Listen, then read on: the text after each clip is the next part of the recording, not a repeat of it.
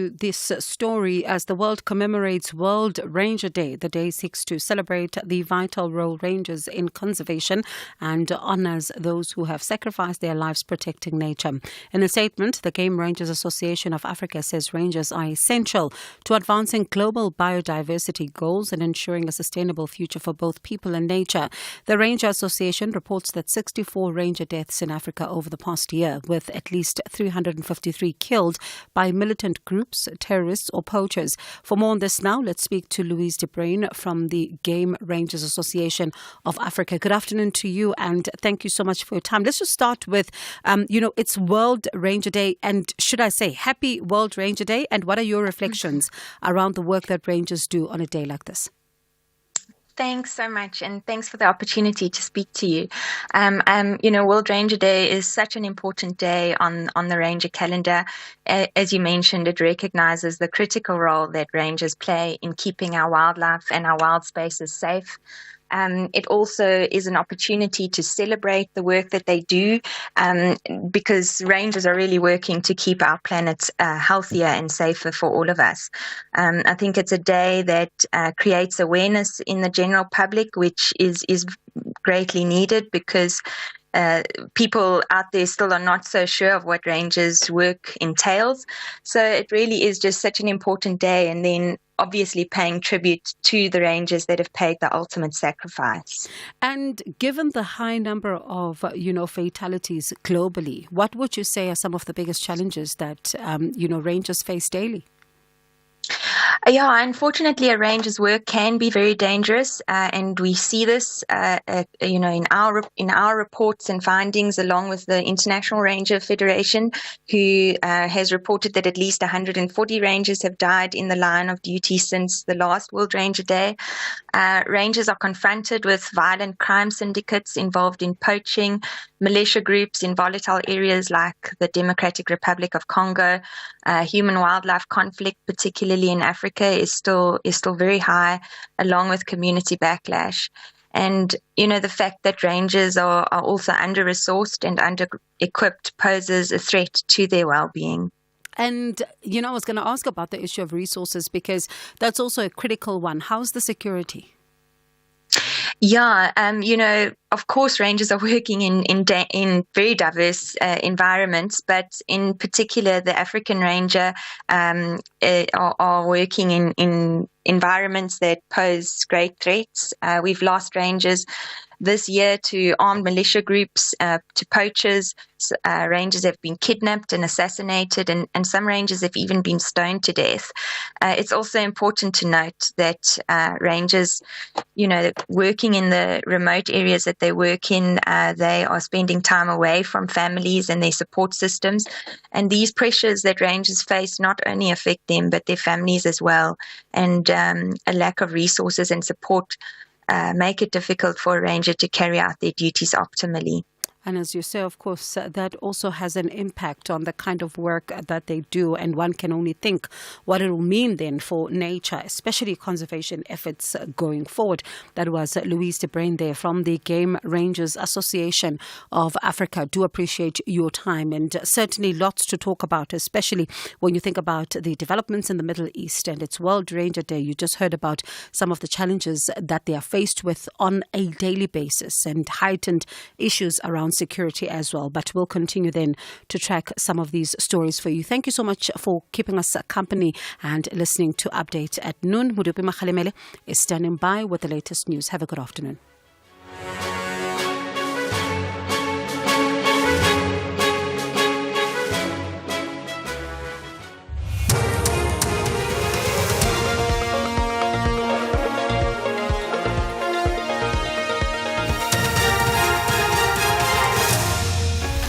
Thank you very much, Sister Bongi. The top stories at 1, a task force to combat illicit trade and the Bester escape case postponed to next year.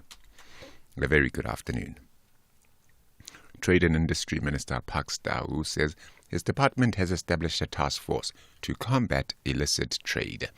During his budget vote speech for the 2024-25 financial year, he said, illicit trade poses a significant threat to the country's economy and job creation, which undermines the department's industrialization efforts. The illicit economy is of particular concern to us, to the revenue services and to the police, and we've had to respond by establishing a task force that is able to respond to these issues. And when you're talking illicit economy, we're also talking about levels of tax evasion, declarations at our ports of entry for goods that are brought into the country, in particular where such declarations are not done adequately or there's under-declaration. And that impacts on our ability to collect the revenue. But also it impacts on trade. Tau highlighted that the illicit industry also impacts the health of citizens. We need to protect our economy from illicit activities and therefore promote industrialization. An example around cigarettes, the reality is that these are imported from other countries and they are not paying the import duties that are supposed to be paid, but they are also not quality controlled. So it impacts our own industry, the control systems that we have in the country, but in many products it's also about the health and safety of our people as a country. The Thabo Bester prison escape case has been postponed to the 10th of February next year in the Free State High Court. Earlier, the court adjourned the matter to allow the lawyers to confirm their availability and a trial date. All the lawyers, except Bester's advocate, have confirmed that they are ready for trial. The trial of 8 former members of the Presidential Protection Unit has resumed in the Randburg Magistrates Court. The court, which was responsible for the group which was responsible for the protection of Deputy President Paul Mashatile, allegedly assaulted 3 off-duty SANDF members on the N1 highway in Joburg last year. A state witness, who is one of the victims, is being cross-examined by the defense lawyer. Puseletso Mokoena reports. The defense directed the witness to certain pictures showing 2 black cars under a billboard. The witness was asked whether he recognizes the cars. The witness moved closer to the screen to see the cars properly, and he said he did not recognize them. He further disputed that he crisscrossed lanes. The trial continues. Puseletso Mokoena, SABC News, Randburg Magistrate Court. In the Eastern Cape, the bail application of the 3 accused in the murder of 19-year-old Kungawangwe Nyweba has been postponed to the 19th of August in the Ellis Magistrates Court. This after one of the accused in the matter changed her legal representative. Her new attorney says that she needs time to consult with a client and familiarize herself with the case. The trio is facing charges in connection with the kidnapping and murder of Nyweba, whose body was found burnt beyond recognition in a field in Makhanda. And Russian President Vladimir Putin has congratulated Nicolas Maduro after the Electoral Commission in Venezuela said Maduro had garnered 51% of the votes in the country's presidential poll. This announcement was, however, rejected by the opposition. Ditabatso Tetsi has more. President Vladimir Putin, in his message, assured Nicolas Maduro that Russia will continue to support Venezuela. Maduro has come under fire from countries such as the United States of America, European Union, and some countries in South America who are skeptical about the results. Putin says Russia-Venezuela relations are a strategic partnership and reaffirms Russia's readiness to continue to cooperate on current bilateral and international issues. Putin says Maduro is a welcomed guest on Russia's soil. Ditabatso, SABC News, Johannesburg. The top story at 1 o'clock, Trade and Industry Minister Pax Tau says his department has established a task force to combat illicit trade. For SAFM News, Ke Mudupi Makhalemele. Up next, The Full Circle. If we have rights, shouldn't we also have opinions? SAFM, leading the conversations that move us. The Serengeti, located on the northern part of Tanzania, bordering Kenya on the north and Ngorongoro in the south. Home to the African Big Five and millions of zebras, birds and other predators. Serengeti 2 returns to the unspoiled corner of the Serengeti for more animal drama. There's humor, heartbreak, and nail-biting tension as new characters move in and familiar faces continue their stories. Channel your inner adventurer with Serengeti 2, Sundays at 6 p.m. only on S3. Open up.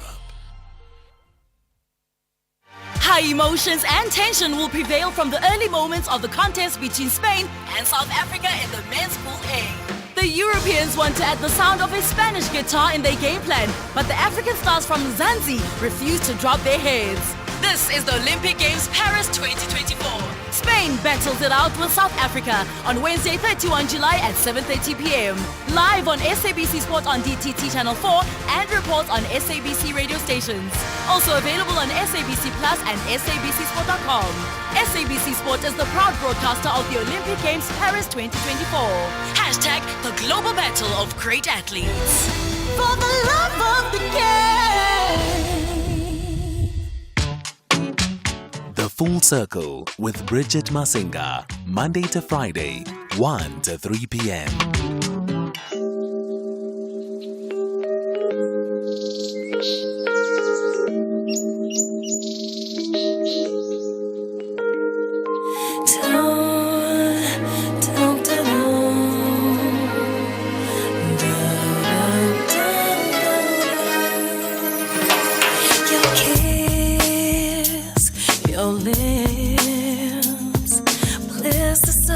Sensual to me. Brown eyes light up my fire. Boy, your smile makes me feel so weak. Looking back where we've been, it's amazing how we turn to be. So ordinary and beautiful. Times were hard, but we never part. Inseparable, untouchable, remarkable and lovable.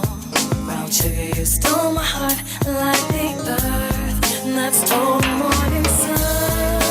Butterfly, like butterfly, touch the sky, born mine.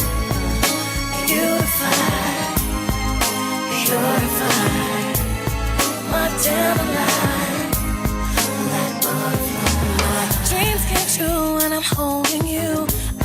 Real and you know the deal. Silky touch caressing me. It's like a gentle breeze against my skin. So many misunderstandings we have seen, but my butterfly always flies back to me.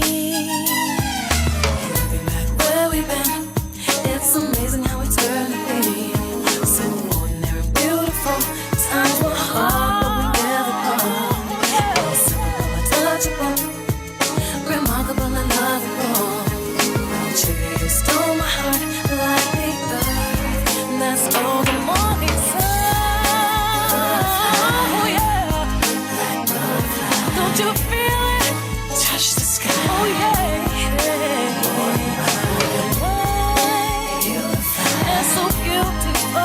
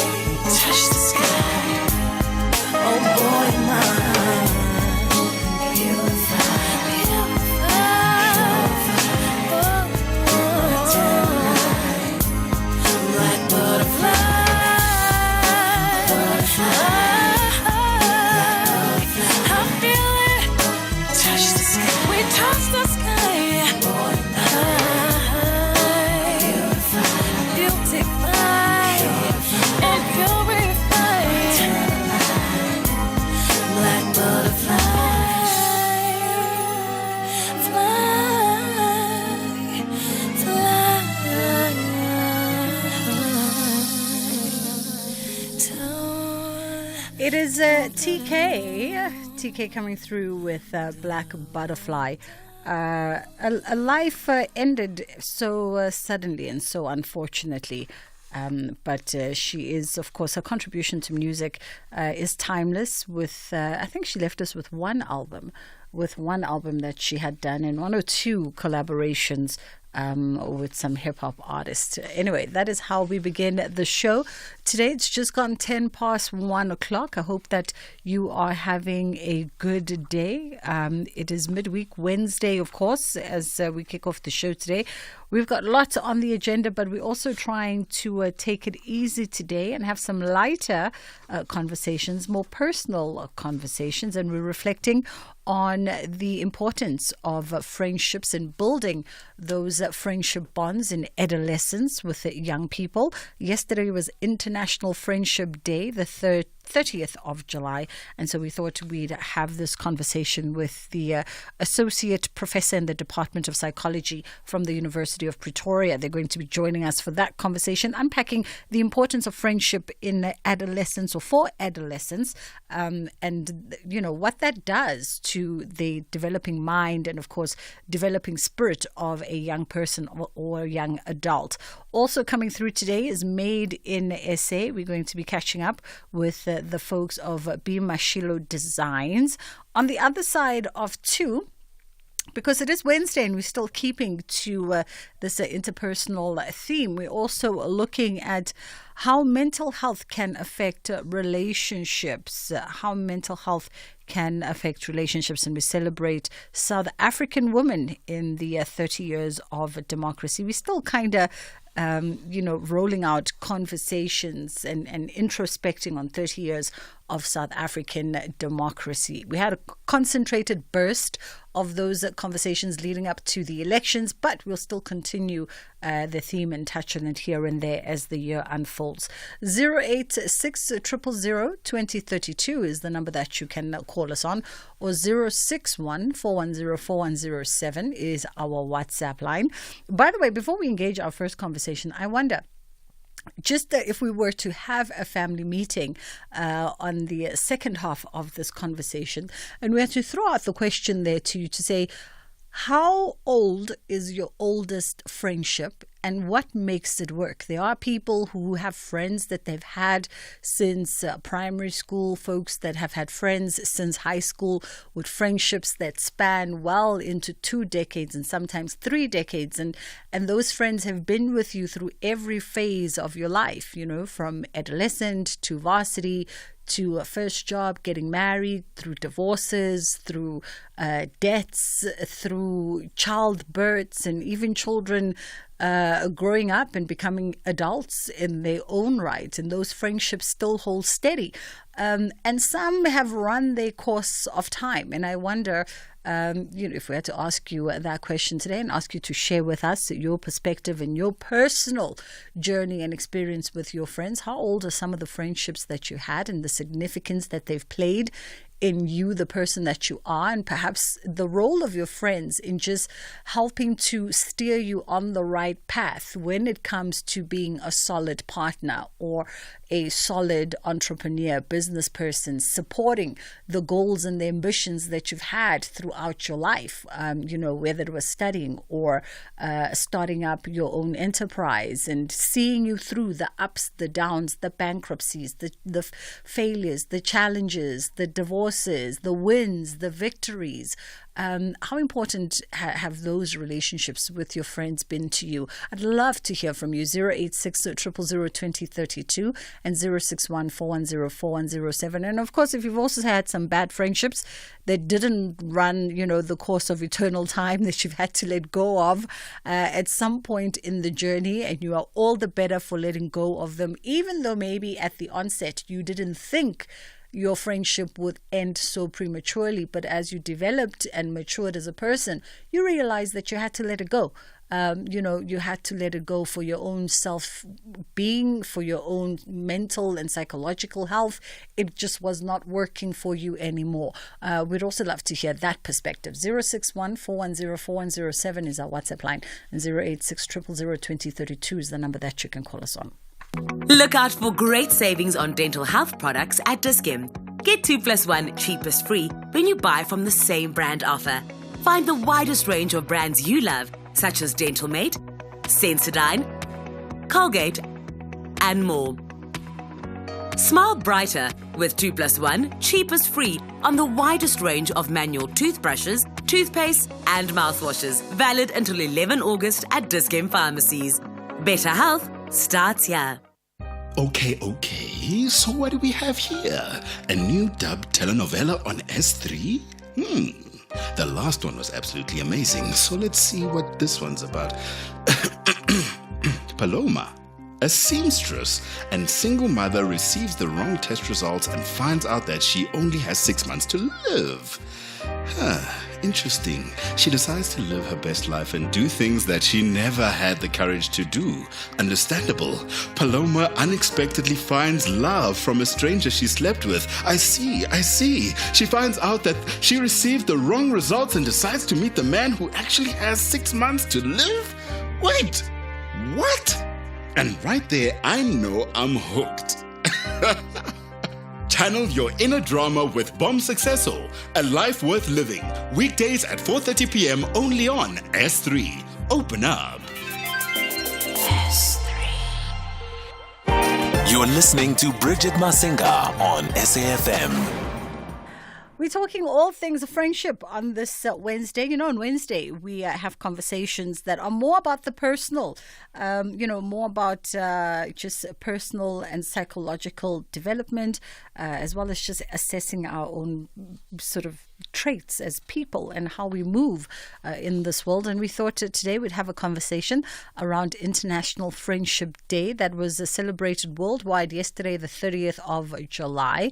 And we know that friendships are a necessity and, of course, a catalyst as well, particularly when one is in developmental stages, when one is going through those teen adolescent years. You hope that your children have healthy, beautiful friendships that grow them and expand them. I wonder how, though, in reality, if that's something that's easily achievable. And we thought to join us on the conversation, Professor Eugene Lee Davids, who's an associate professor in the Department of Psychology at the University of Pretoria. How are you doing this afternoon, Prof? Good afternoon, Bridget, and good afternoon to all the listeners of SAFM. I'm doing very well, thanks, and yourself. I'm great, thank you. Thank you for affording us the time. Let's get on to, just the importance of friendships, particularly when we're talking about those adolescent teenage years. How important are friendships to our children, and what do they serve along that developmental journey? Thanks so much for that. So, Bridget, just to start off, I think all of us, we are wired for connection, and that's why we have friends starting from different stages in our lives. But for adolescents, we often think of friendships to be associated with less positive outcomes. So we know peer pressure, but actually friendships plays a big role in terms of the positive developmental outcomes for our young people, particularly social development. And we see that is often in shaping the decision-making or the complexity of decision-making. And friends help young people navigate this space, particularly adolescents. And this could be from everything offering advice, showing empathy, or being a sounding board for ideas as they navigate this often very difficult time of development. Yeah. And of course, one understands the importance of it, right? Considering also the context of where one is at that stage of development in their lives. And I would figure that unlike your family, your siblings, and your parents, your friends play a very unique role in that. That does not negate the role and the importance of those other categories, but it's just as valuable. That's so true, Bridget. As adolescents trying to develop their own identity within society, so the next best thing within society outside of the familiar home are friends, and we see this in schools and within communities as well. And so this friendships that we see plays a big role. Often there aren't so many negative outcomes as well as we often think, but a number of positive ones as well in navigating this development. And you guys write that friendships allow young people to recognize the importance of connection and relatedness. Expand on that for us. Yes, so very often as human beings, we wired for connection, and so we're always yearning to connect with people where we find ourselves in. And these friendships, when they are strong and supportive, help us develop our sense of self, self-esteem, our mental health, and academic performance. But it brings about a sense of belonging, being part of a group. And that's often, when we think of our friends, we often have a number of similarities.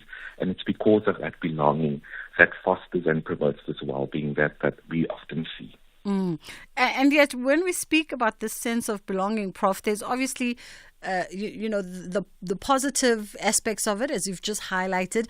But then there's also on the other side of the coin could be the negative aspects of it, of the sense of wanting to belong. Some friendship groups are not necessarily the best for our children. That's so true, Bridget. And so I think adolescence provides this opportunity to navigate the decision making. And so it's a playground, so to say, to experiment how we make decisions in terms of getting the opinions of others and shaping that. And we often hear this when we speak about peer pressure, particularly among young people. It is 086 000 2032 is the number that you can call us on. 061 410 4107 is our WhatsApp line if you'd like to send through a WhatsApp voice note. We're talking around friendships. Of course, we are focusing on adolescent friendships, but we're extending the contribution, particularly from your end, because we'd love to know on a personal note for you as you reflect on some of your friendships, the oldest friends that you have, and how you guys have journeyed together through life. And maybe you started off as friends in high school and primary school, and you got together because of families, or moms were friends or dads were friends, and you all ultimately became friends.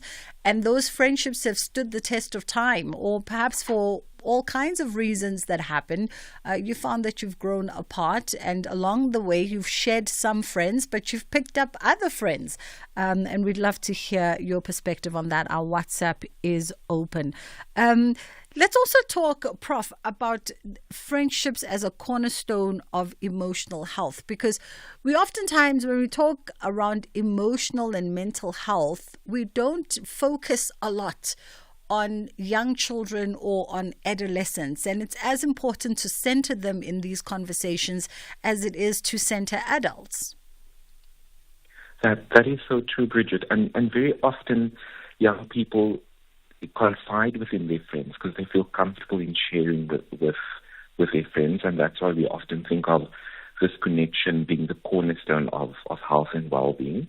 And when we are able to share, we often think of it as being therapeutic in some way when we are able to share our experiences with those that we trust and that we have a bond with, and often leading to this improved well-being or improved mental health outcomes as well.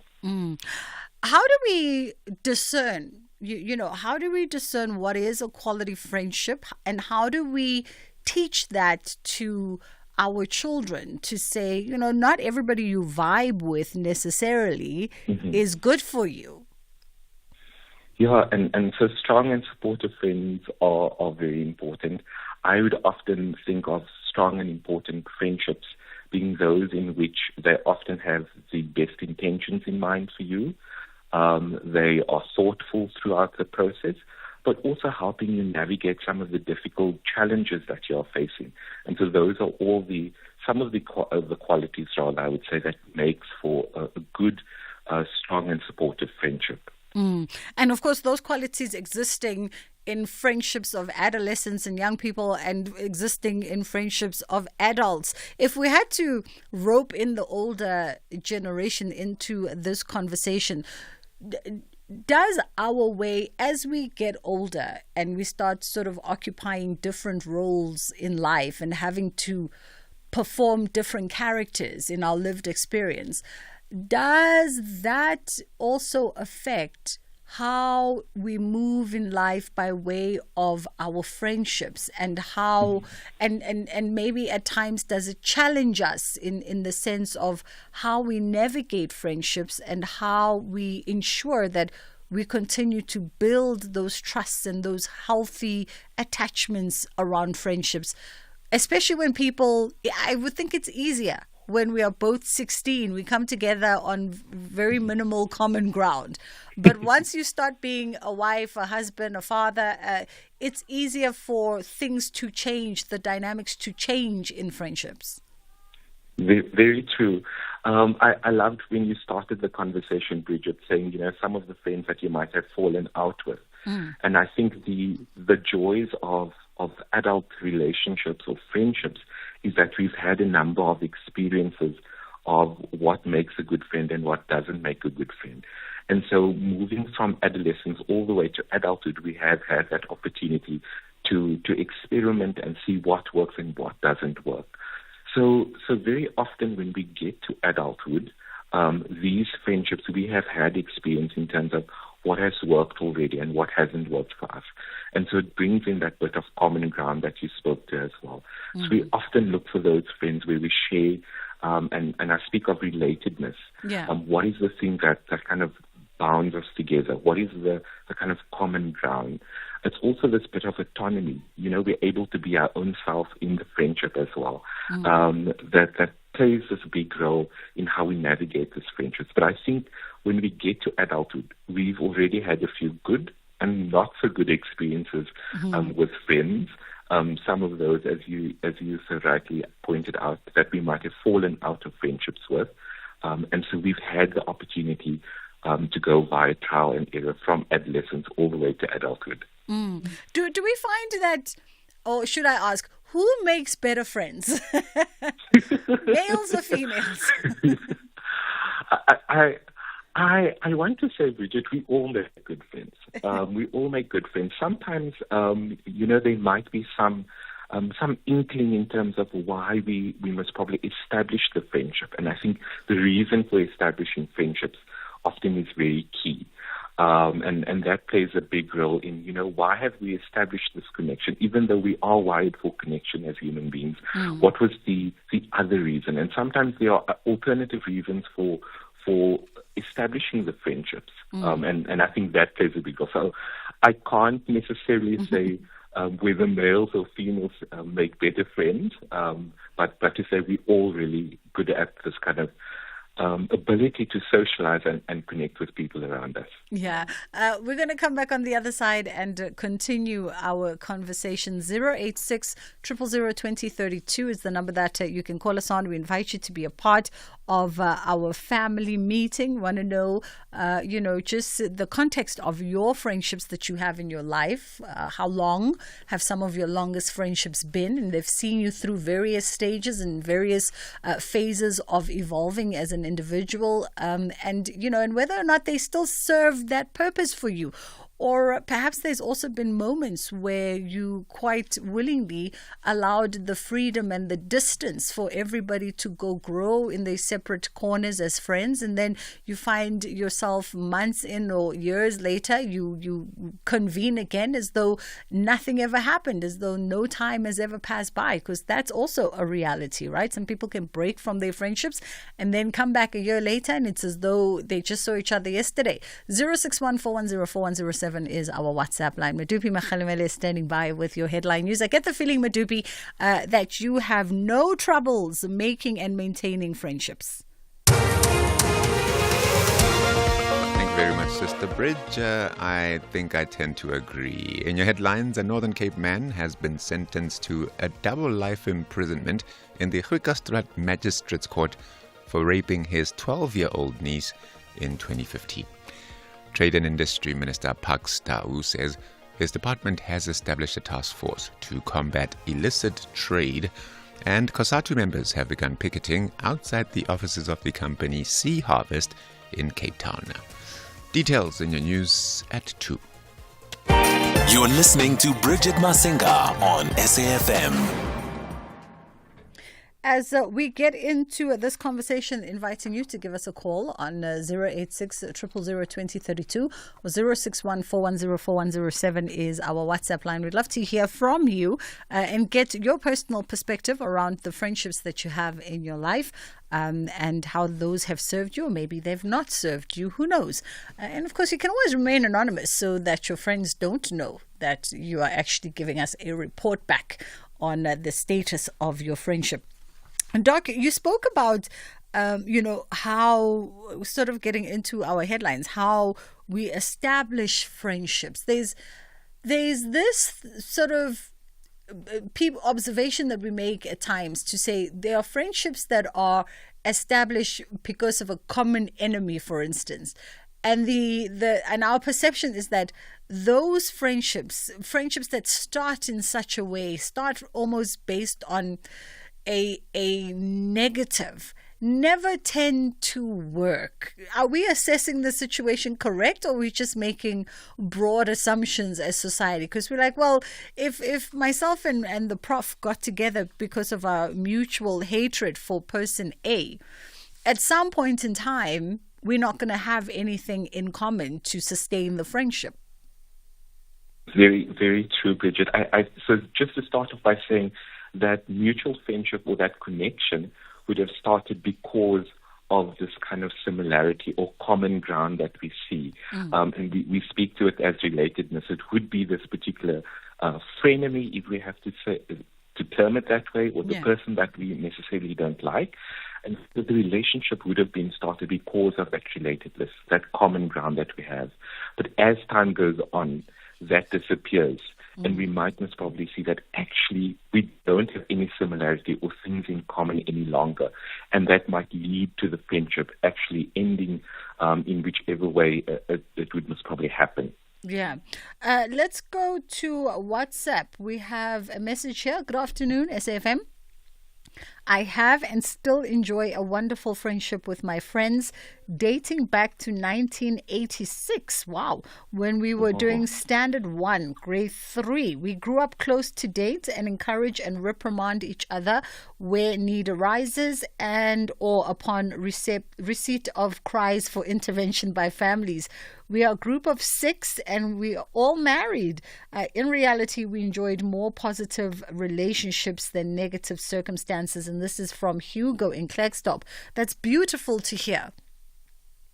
Afternoon, says AFM. I've got casual friends, not bosom friends. I don't want somebody who will come one-on-one thinking that she is my friend. There are no true friends in these days. My friends are my siblings, my children, husband, nephews, nieces. That's all. People are filthy in these days. They've got dishonest conversations and jealous. Call now for the family meeting. I mean, this is interesting. And you find maybe when we listen to our aunts, our rakharis, as they sort of mature on in life, even our parents, our moms and dads, there always seems to be this sentiment, Prof, where people go, oh, no, I'm done with friends. I've got no more bosom friends. I've got casual, circumstantial friendships, and I'm just friends with my husband and my siblings and my children. Is that a healthy approach? I would say it's probably linked to the developmental stage that the person is in. And if it is that we find this in later adulthood, most probably not as common as in adolescence, where we will be going out and trying to make more friends. At this particular point in time, that relationship that we have, whether it is with our siblings or with our significant other, also takes on the role very much of being that of a friendship relationship. So being there to listen, you're able to be yourself, being the sounding board and the sense of support. So I would say, even though we might not necessarily term it friend, that in itself is a friendship that's taking place over there. It might not be external from the household, but that person is still there in the so-called turbulent times times as well that we might be experiencing. Is that fair because then some folks make the argument, for instance, if we're talking about partners, some people go, your husband cannot be your best friend. He can't be your everything. You need, who do you talk to about him? Yeah, I know that that's a common sentiment that is shared in terms of our relationships with significant others. But I'm pretty sure in those circumstances, Bridget, that we have those other people that we speak to. And, whether this is other family members or siblings or people within the household, other than your particular partner, I think those people also, they become a sounding board. They're there to listen as well and give that advice. I think of the message sent in by Hugo, for example. That is evidence of you can be yourself and you can share and be authentic in that relationship and that engagement, which makes for true friendship, whether it is with significant others or family members or persons outside of the home. Let's go to Khutatso in Cape Town. How are you doing? Khutatso? Yes, how are you? I'm good, thank you. How are you? I'm good, thanks. Great. Go ahead. You say you can't keep friends? Yes, not necessarily that I can't keep friends, but what I meant is, you see, when I have friends that have partners and they are not loyal to their partners, so that's why I tend to distance myself from them, because I don't want to be in a situation whereby one particular friend was seen with other girls and I was around with that particular friend, and those news and lands in the ears of my wife. So one person will report and say they saw me with so and so and other girls. Then I'll have to explain to my wife that no, I was not with them. They were with so and so. And yes. So I tend to distance myself to avoid such situations. Because birds of a feather flock together. I'd be your wife going, I will not Yeah, exactly. She'll be like, I know that guy. That is his style. That means the two of you are doing this thing together. So I'd rather not have friends and be in that situation. So have you lost some really good friends because of that? Not really good friends, but yeah, building up a relationship of building up to being close friends. So when they tend to that situation, then I say, nope, that's not for me. I'd rather look for another friend, then I'm out. Lovely. Khutatso, you were a better man than some. Thank you for the call. That was Khutatso in Cape Town. Thank you for that share. And that's the thing sometimes as well, Prof. Maybe we should talk about that sentiment of birds of a feather flock together. Whether we're talking from the perspective of adults or even from the perspective of adolescent friendships. Is it always likely that we gravitate towards people that have similar behaviors? Or if you find yourself in a situation where suddenly your friends are acting in ways that you may not be agreeable with, but it's not a deal breaker as people, because I often say people can be two things all at once, right? Maybe there are parts of them that they are good people and they are loyal and they tick all those other boxes, but they just happen to also have behaviors that you don't agree with. Are you able to make a friendship work in that situation? And how do you teach your children about situations like that? Yeah, thanks so much, Bridget. I just love the call by Khutatso. It just makes me think initially that friendship started off based on relatedness. There was common ground. This could have been anything from, and making this as an example, anything related to common interests in terms of sports. But the one particular thing that stands out in what Khutatso has shared as well is him not being able to be authentic. He couldn't be himself and kind of sharing, what you're doing is wrong or highlighting that. And I think that's another thing. What fosters and grows friendships is that we can be authentic, we can be ourselves. And so even though initially it started off with that relatedness, we have common ground. And I think that's where, the saying comes from, birds of a feather. Yeah. Flock together because we have these things in common.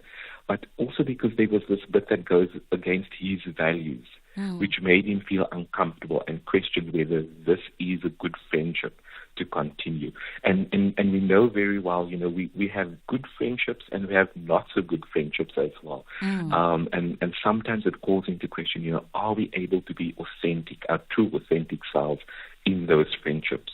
You also asked, Bridget, in terms of what can we teach our children in terms of what is good friends. I want to say that during adolescence, it's a period of experimentation and trying to discover who we are. And so at this point in time, the young person is still trying to figure out who they are, their own identity. And so it becomes this ground for us, or this opportunity for young people to establish what is a good friendship for me personally. And so it provides that opportunity to see what is good and what is not good. That is the training ground for us for when we become adults later on, in terms of knowing or being able to identify, is this a good friend for me or not, based on my values, who I am, what I stand for. And this all develops through adolescence as the young person is growing up. Yeah. Whilst we're on that, and I'm going to come to the voice notes as well. Our lines are open on 061-410-4107. And Sia in Durban, I'm going to come to you shortly. But whilst we're on that, Prof, you just made me think of something that, we're on social media and we observe things. So there wasn't a post that was posted by, reality star Kim Kardashian. And she came into a luncheon with her sisters and presumably some friends, some girlfriends, with her daughter, her oldest daughter, who's like 12, 13. From the facial expression of her child, the comment and how she interacted with these women that were excited to see them and receive them into the circle, from her facial expression, she was quite cold and quite distant, and her face told a lot. And the only person she was warm to was her mother's sibling. And the comment section, hundreds of people observing this, if not thousands, then pointed out that surely this is an indicator that her mother probably has things to say about these women in the privacy of their home, that her child is now overheard continuously, and now she's in this space and her physical demeanor and expression is expressing that discomfort and distaste and displeasure in being a part of the setting. And I wonder, the question is, should we be guarded about what we say at the kitchen counter when we're talking about our friendships and our children are in earshot, and you're complaining about Auntie Susie and Uncle Ben and all the things that they've done wrong this time around that you just can't fathom, how dare they? Yeah, I think, we often know that the opinions and voices or what children say often reflects the true reality. There's no filters, not necessarily having to put up a front within company. And so having to be aware often what we share, because that might come out, when we're engaging with our friends. And as you said, with that particular post, the facial expression says a lot about what might have been overheard. And this young person isn't able to hide that particular views that might have been shared. And Kim Kardashian, in this case, putting up a front. And it links so nicely to social media and friends. Yeah. I think if we think of social media and friends, how many of our friends on social media have we actually engaged with? What do we have that common ground? And I think in terms of social media, yes, it's a new form of making friends. We're able to make friends so easily at a click of a button.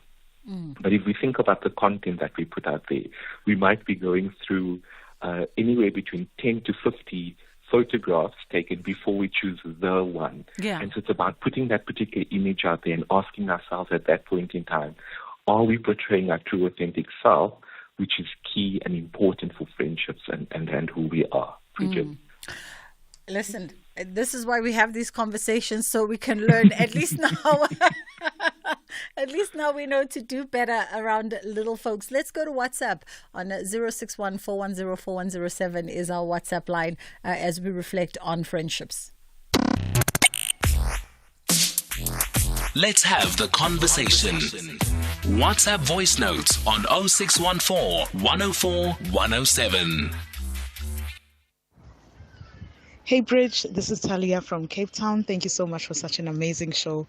Well, my friends from primary school, which was way back in the 1980s, 1984s, 80s, somewhere there, we are still friends even now.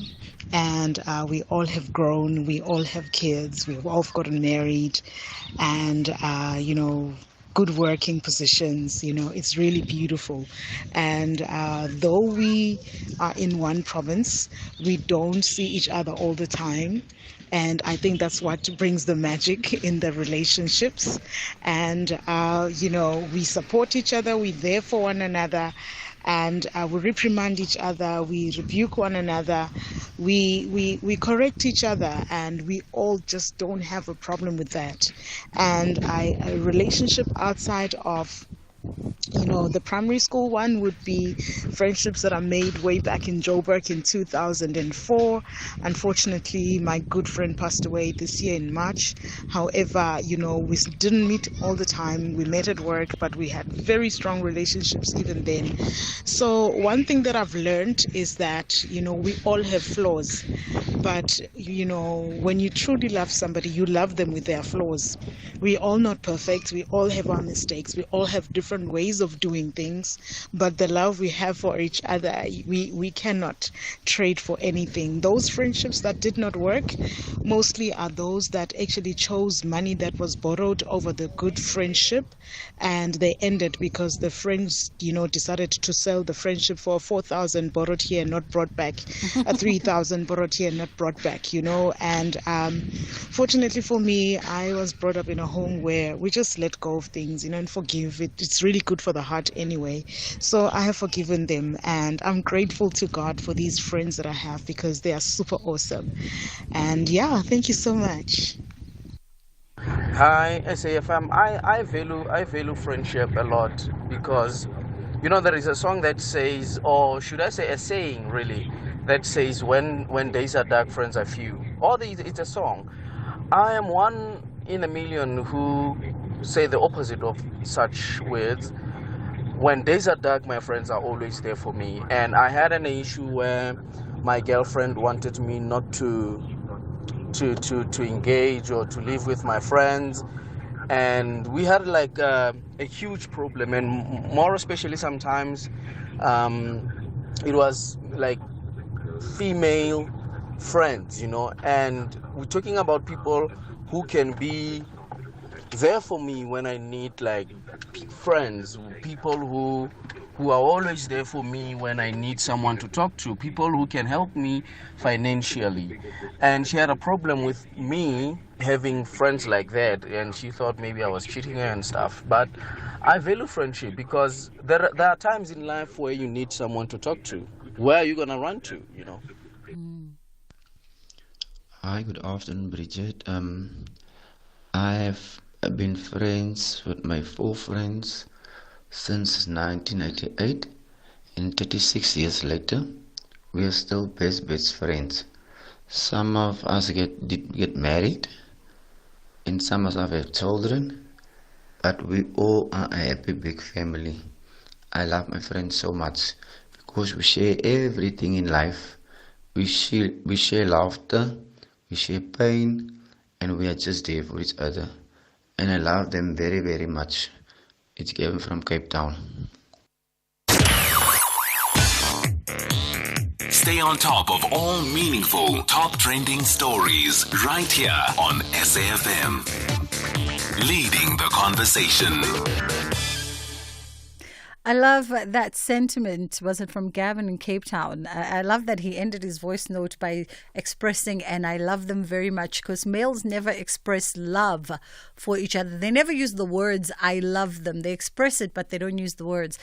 Just by way of our final minute, Professor Eugene, as we wrap it up, just last sentiments from you on this conversation.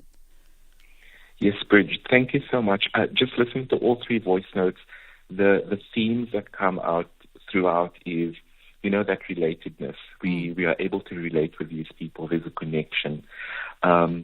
The first voice note spoke about our flaws, which speaks to are we able to be authentically ourselves, which is a big thing. And the second voice note also speaking about turbulent times. So are our friends there to support us during those difficult times? And I think those are three things. If we had to look at what are the three characteristics that makes for a good, strong friendship, I think those are three examples just from the calls today and the voice notes and just through our conversation. So thank you so much, Bridget. Those are my key points. Thank you, Prof. Eugene Lee Davids. We appreciate the time with you today and, of course, for this very important, albeit light conversation. Associate Professor in the Department of Psychology at the University of Pretoria. It's time for us to get into Kids Corner. And we will buy 500 cars and we will buy 500 more. Just to be the one who buys your car, will come to you and offer more. We buy cars, we buy cars.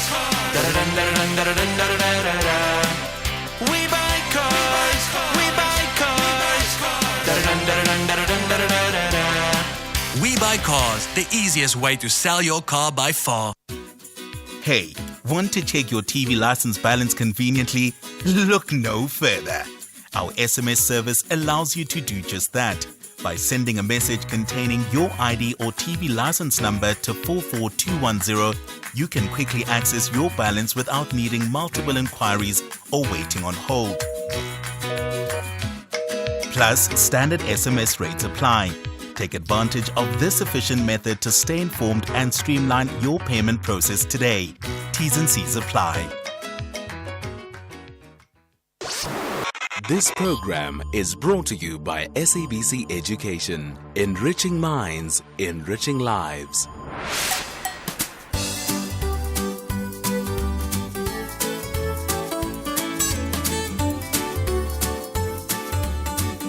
Hi, my name is Danica. I wish my family members could understand that I don't like going to random people's houses and I don't like being around a lot of people and going out to places. I just prefer to stay at home.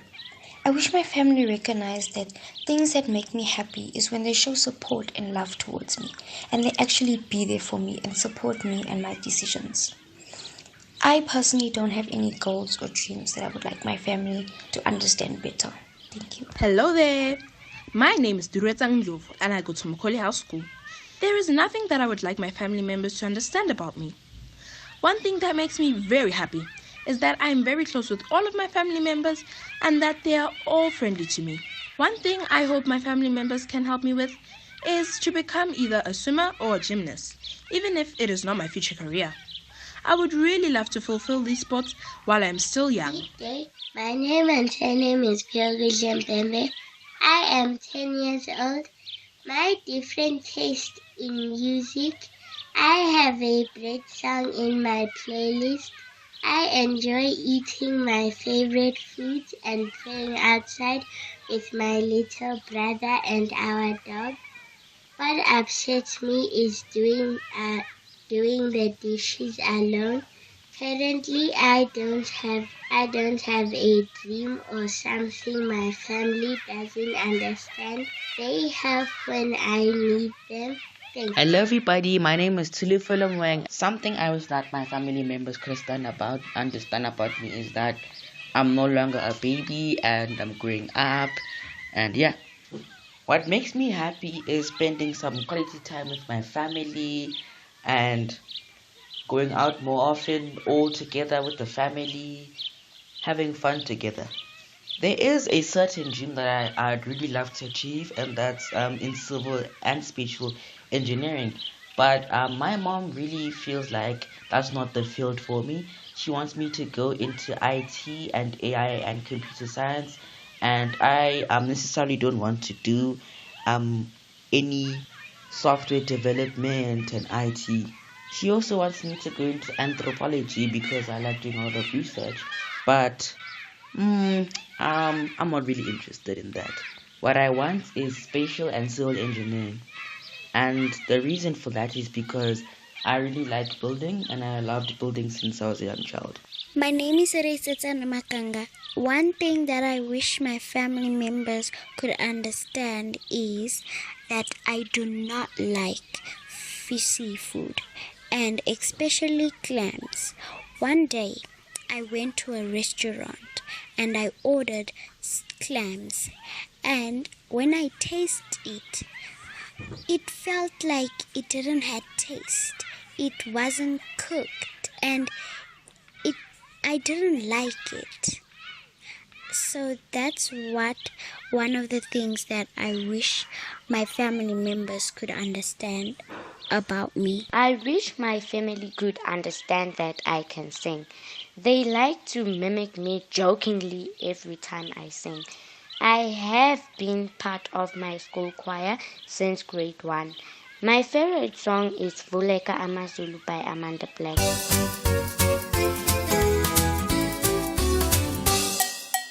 Hello friends and happy Wednesday. Do you have homework today? If you're not yet home, let it be the first thing you do as soon as you get home. Today, let's chat about how we can improve our communication with our parents.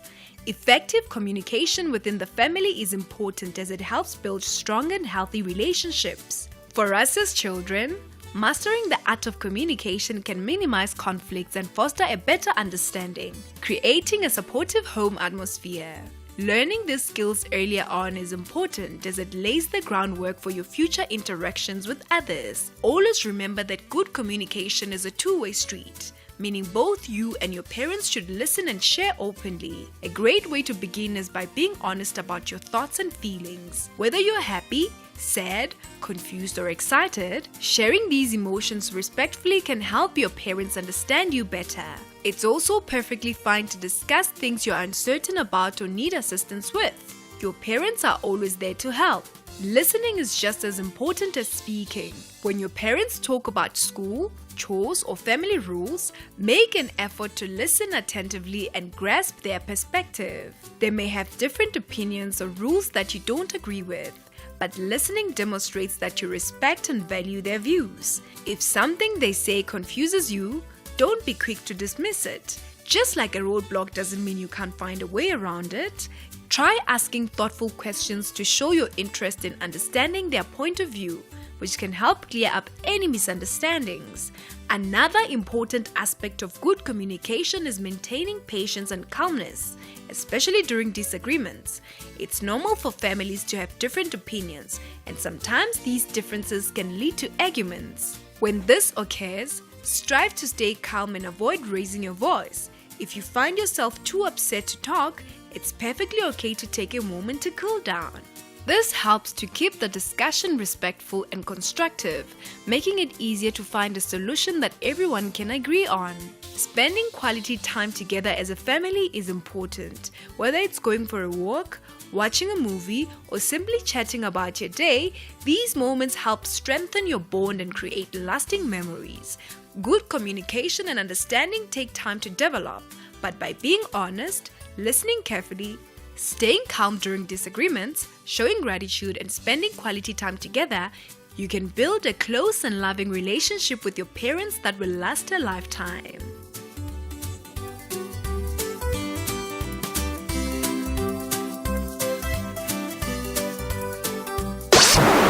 This program was brought to you by SABC Education, enriching minds, enriching lives.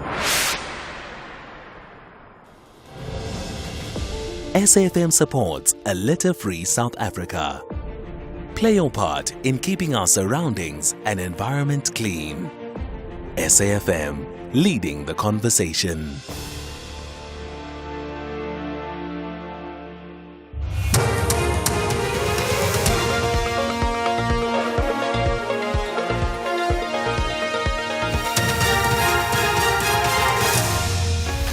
Top stories at 2 o'clock. Heavy sentences for rapists in the Northern Cape and a task force to combat the illicit trade market. A very good afternoon. A Northern Cape man has been sentenced to 2 life terms in the Griquastad Magistrates Court for raping his 12-year-old niece in 2015. The girl was on her way to a family funeral in the Val Block informal settlement when she was accosted by her uncle, who raped her in a veld during the night and only released her the following morning. The suspect was arrested hours later. Police spokesperson Sergio Koch.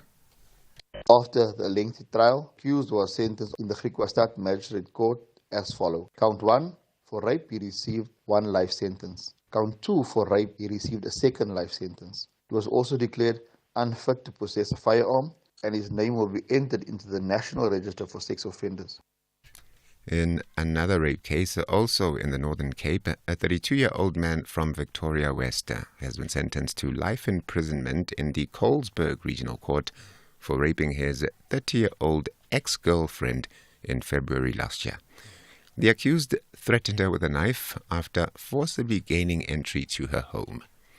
Police spokesperson Sergio Koch again. The accused tried fleeing but was arrested on the 14th of April 2023. Bail was successfully opposed and he remained in custody up until his sentence to life imprisonment at the Colesberg Regional Court. He was declared unfit to possess a firearm and his name will be entered in the National Register for Sex Offenders. Trade and Industry Minister Pak Stau says his department has established a task force to combat illicit trade. During his budget vote speech for the 2024-25 financial year, Tau said illicit trade poses a significant threat to the country's economy and job creation, which undermines the department's industrialization efforts. The illicit economy is of particular concern to us, to the revenue services and to the police, and we've had to respond by establishing a task force that is able to respond to these issues. And when you're talking illicit economy, we're also talking about levels of tax evasion, declarations at our ports of entry for goods that are brought into the country in particular, where such declarations are not done adequately or there's under-declaration. And that impacts on our ability to collect the revenue. But also it impacts on trade. COSATU members have begun picketing outside the offices of the company Sea Harvest in Cape Town as 11 fishermen remain missing after the MFV Lepanto sank off Hout Bay 2 months ago. 9 other crew members were rescued. COSATU spokesperson Zanele Savela says the fishermen's families haven't found closure. We want to know, was the vessel safe?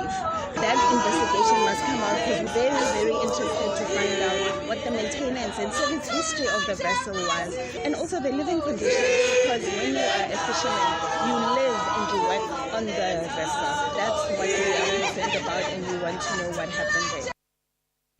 And on the international front, a court in Guinea is due to deliver a verdict today in a landmark trial against former coup leader Moussa Dadis Camara and 11 others over alleged crimes against humanity. They are implicated in the killing of more than 150 people at a stadium in 2009. The BBC's Simi Jalaosho has more. Today's verdicts will be a major milestone in a 15-year fight for justice for those affected by the bloody events inside the September 28 stadium in Conakry. 50,000 people had been at the venue to protest against the country's military rule when hundreds of security forces entered the stadium and opened fire. Scores died and more than 100 women were raped during several hours of violence. Officials tried to cover up the massacre, but an investigation led to the arrest of some of those alleged to have been responsible. Taking another look at your top story at 2 o'clock, a Northern Cape man has been sentenced to 2 life terms in the Griquastad Magistrates Court for raping his 12-year-old niece in 2015. The full circle continues. For SAFM News, Kimudupima Khaleme. At Specsavers, we're committed to offering affordable and professional eye care. That's why we're offering 1,500 Rand worth of savings with our winter promotion. Get a free frame up to the value of 1,500 Rand or use the 1,500 Rand on one of our leading lens enhancements. To qualify, simply purchase a comprehensive eye examination and prescription frame and lenses. Book online or call your nearest store today. Specsavers, for affordable eye care and a whole lot more. T's and C's apply. Nothing beats the feeling of relaxing on your couch after a long, hard day, getting rid of those work clothes and feeling the freedom of being in your PJs. Throwing off that lace front, undoing your hair, that makeup, voila, gone. It's going to be a quiet, relaxed night. Well, not on S3. Bring a whole lot of vroom to your weeknights with Top Gear Season 16. Monday to Wednesday at 10 p.m. and Top Gear specials such as Top Gear from A to Z and Top Gear The Races. Friday nights from 9 to 11 p.m. Channel your inner vroom with BBC Primetime. Only on S3. Open up. The Full Circle with Bridget Masinga, Monday to Friday, 1 to 3 p.m.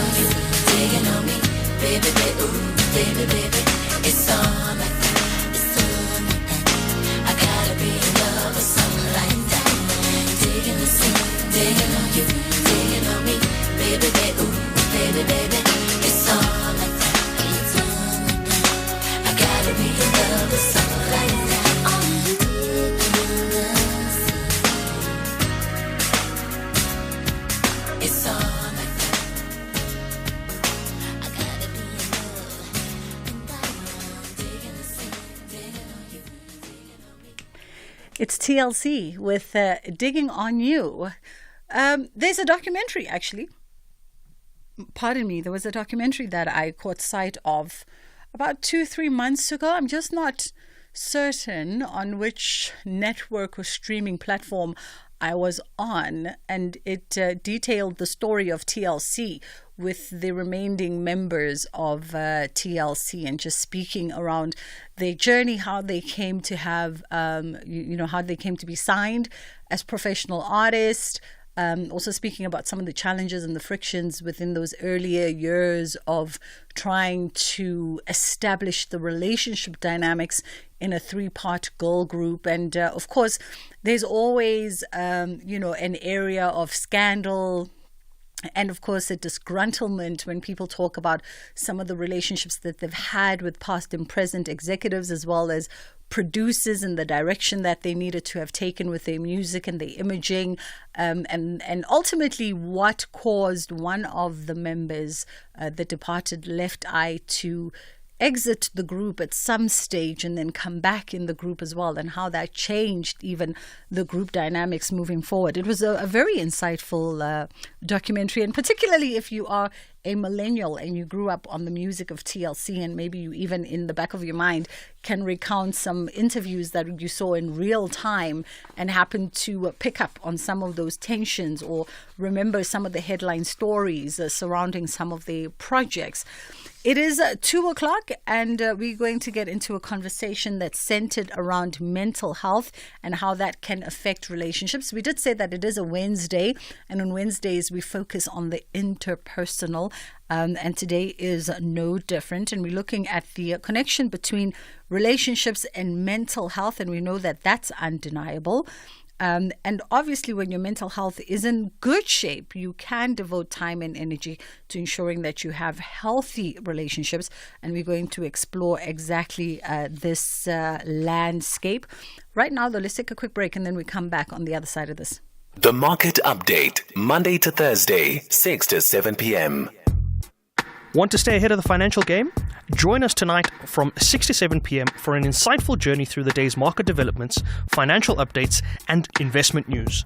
Tune in for your daily dose of financial intelligence as we navigate the twists and turns of the financial landscape with expert insights. Only on the SAFM Market Update. SAFM Market Update with Jimmy Muyaha. You're listening to Bridget Masinga on SAFM. Joining us in conversation is Sinhle Mukhwaqana, who is a psychologist, and Sinhle is going to help us understand our way around how mental health can ultimately affect our relationships, and I guess for the good and for the bad. How are you doing this afternoon? I'm well, thank you, Bridget. How are you? I'm great, thank you. We know we talk around the importance of mental health, and we can never overemphasize how important it is to keep a healthy, balanced mental state. And maybe let's re-emphasize that as our opener to the conversation. Yes, I think you've just started on a good note. It's important for us to maintain a healthy mental well-being for ourselves firstly, and for our relationships, so that we can continue to just foster those positive relationships in our life that ultimately, bring in that full life satisfaction within us and for our partners as well. As we have this conversation, lots of moving parts. If you are streaming us, you've seen the many moving parts of the show. And let's talk about also poor mental health, and how would we define poor mental health, and the kind of effect that could have on things like, for instance, relationship, both platonic and romantic. I think when we look at poor mental health, we can start at a person not being able to identify their own personal mental state. So it is going through life without recognizing how things are affecting you as a person.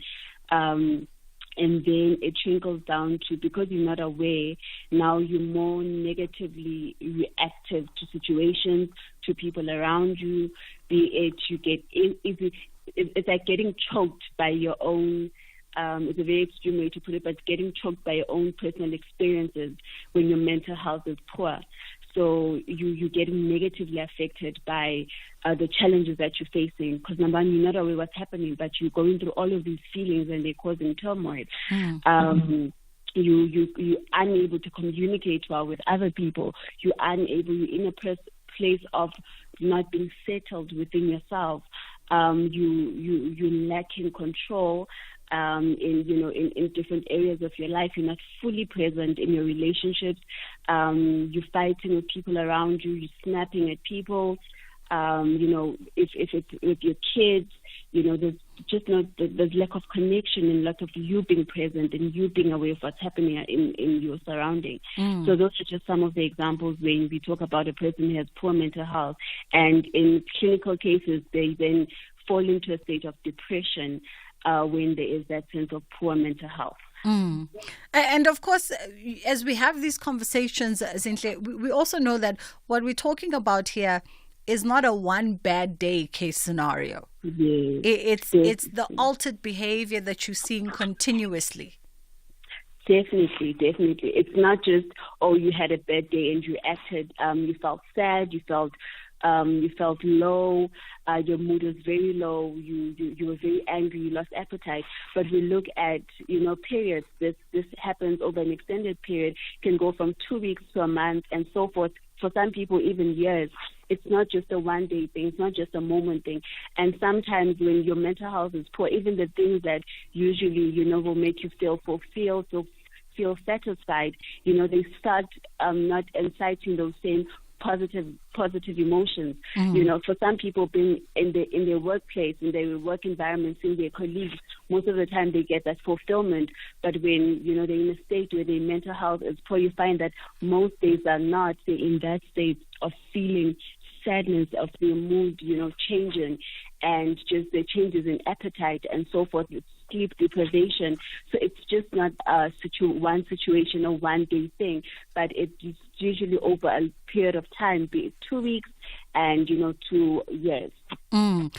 Let's hone in also on the effects, right, of mental health, poor mental health, particularly on the various relationships. So you touch on one's professional settings, for instance, and we know the places we go to work are not just places where we go to work. We've got friendships and bonds and relations that have been built there within those parameters. And it's also the place that we spend the most significant amount of time outside of our homes. And so I figure the effects of mental health in those environments matters just as much as it matters at home, and coupled to that, perhaps even plays to a different nuanced set of triggers. Yes, I think very, very important. Our work environment forms such a big part of our lives on a general, because that's where we spend most of our time, and that is where also we get a big sense of fulfillment from the work that we do.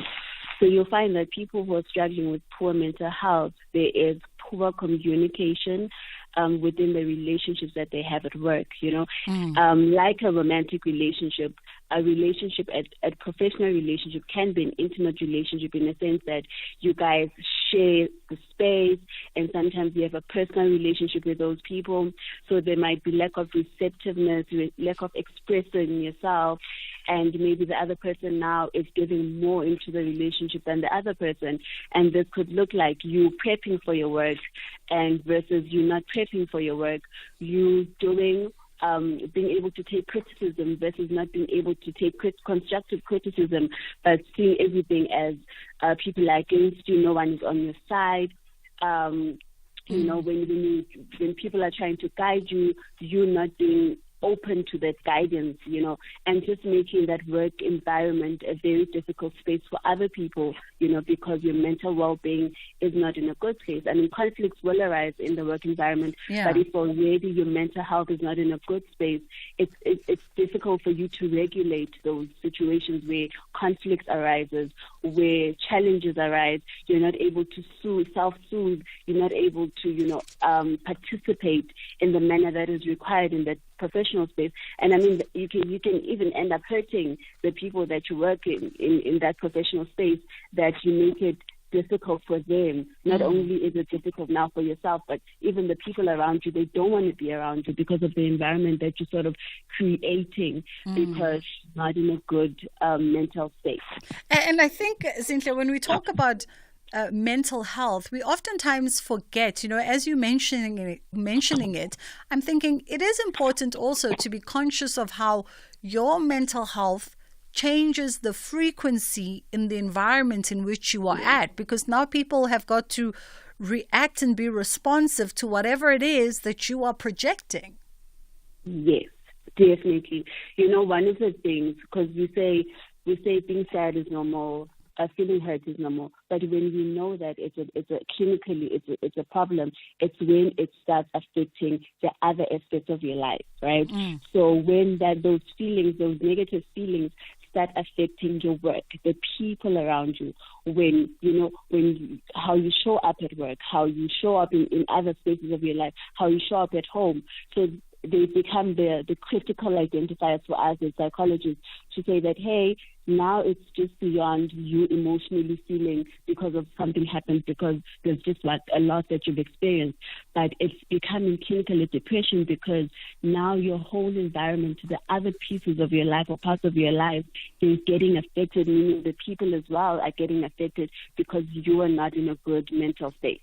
And by way of romantic relationships and more personal relationships, and I guess we can't bundle them all into romantic, as I said it, because the relationships you have with your siblings, for instance, and your parents is very different to the one that you have with your partner or your significant other in your life. And so even if you're having some kind of struggle in those instances, those three people might respond and handle it differently. Yes. No, definitely. I think when it comes to romantic relationships, also very important, can be very intricate because of the type of relationship that you have with the people, but it's not any less, and it's not that more just because now it's a romantic relationship. It's the same sensitivity that, hey, when you're not okay mentally, because now in this romantic relationships, you're more likely to spend a lot of time with this person, share a lot of details or experiences of your life with that person. So you being in a poor mental health state puts the relationship at higher risk, puts the other person at higher risk, puts you at higher risk, of further challenges if you're not taking care of yourself, right? Because it starts with the self, so that the relationship space is also a healthy one. And when that is not maintained, it also, it's very dangerous because our partners form a big part of our lives, a very important part of our life, because most of the time we share most time, time for some people it's time, most, experiences with them.